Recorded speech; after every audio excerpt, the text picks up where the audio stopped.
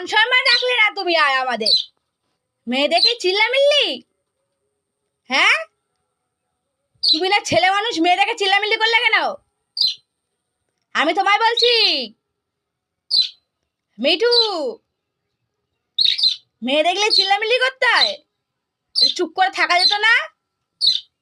হ্যাঁ, এই কামড়াবি না বলে দিলাম একদম।